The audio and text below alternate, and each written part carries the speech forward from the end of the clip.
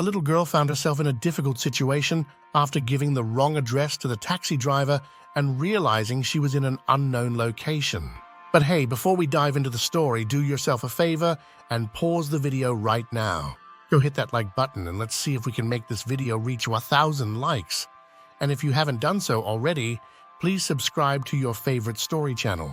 Also make sure to ring the notification bell so you never miss out on the latest and weirdest stories. Trust us, you won't want to miss what's coming your way. Now sit back, relax, and prepare to be amazed as we take you on an unforgettable ride. Don't forget to engage with us in the comments below. We love hearing from you. Without further ado, let's dive right in. Riley Cooper jolted awake with a start, realizing she was late for their daughter's school. It was a chaotic morning. Both Riley and her husband, Matt, were working parents. He worked as an accountant while she was a senior designer at a prestigious company. They had planned to drop off their 8-year-old daughter, Carol, at school together, but they had slept through the alarm. Riley scrambled to pack Carol's lunch and get her ready for school. She dashed into Carol's room and found her playing with her dolls, blissfully unaware of the morning rush. "Honey, we have to get ready for school. You can play with them later," she said, as she handed Carol her toothbrush and hurried off to the kitchen to prepare breakfast. In the meantime, Matt was still trying to shake off his sleep and get out of bed. Realizing they were running out of time, Riley decided to call a taxi for Carol. She gave the driver, Peter, clear instructions to take Carol to Mount Valley School next to Preston Street. "Please look after her and take her straight to the location." "I'm a little late for work today," she briefed him. Peter, a bulky man in his 50s, assured her, "Don't worry, Mum, it's my job, you can rest assured." As Riley and Matt hurriedly left for work, they reminded Carol once more about the school's address. Unfortunately, a few minutes into their ride, Peter's phone died, leaving him unable to use GPS. He asked Carol for the address, and in her nervousness, she gave him the wrong one. Trusting the information she provided, Peter dropped her off at the location she mentioned. Carol took the first direction her mother had given her and continued walking for several minutes, only to find herself in a huge open area surrounded by desiccated plants and with no buildings in sight. She tried to find her way multiple times but ended up lost in an unknown location. As the day progressed, Carol began to cry because she couldn't find her way out.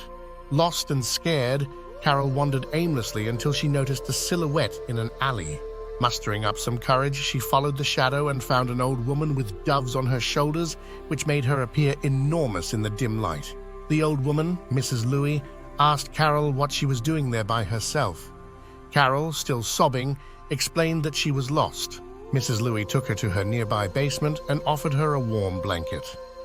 Despite the old woman's shabby appearance, she was kind and comforting. "Do you remember your parents' contact information?" Mrs. Louis asked. Carol remembered her mother had given her a note with their address and contact number. Mrs. Louis suggested they call her parents from a nearby shop.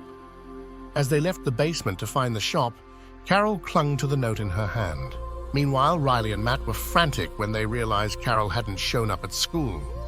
They contacted the class teacher and learned that Carol hadn't arrived. Riley remembered noting the taxi's plate number and the driver's name, Peter. Just as they were panicking, Riley received a call from an unknown number. It was Carol, who told them she was in a basement and it was cold. Before she could provide more details, the call was abruptly cut off. Desperate to find their daughter, Matt quickly called 911, and with the help of the police, they tracked the call to a remote area far from Carol's school. As they arrived at the location, several police cars surrounded the area. Riley and Matt spotted Carol with an old woman. They feared the worst, but were relieved when Carol ran up to them and hugged them. Carol explained that Mrs. Louis had helped her when she was lost and crying.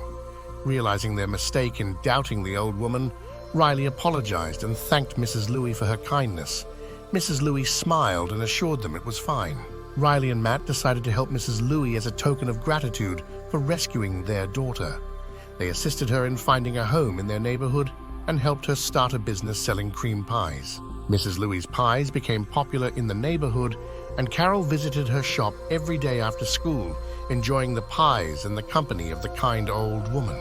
As the weeks turned into months, Mrs. Louis' little pie shop became a beloved fixture in the community. The older woman, who had once been a reclusive figure, now had a steady stream of customers who not only loved her delicious pies, but also appreciated her warm and kind spirit. Carol's friendship with Mrs. Louis blossomed. Every day after school, Carol would rush to the pie shop to help Mrs. Louis with the baking and to listen to her fascinating stories. Mrs. Louis, in turn, taught Carol valuable life lessons, sharing her wisdom and experiences.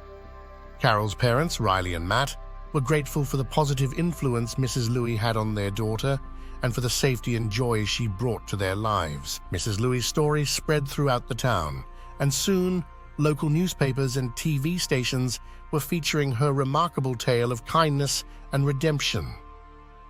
She became somewhat of a local celebrity, and her pie business flourished even more.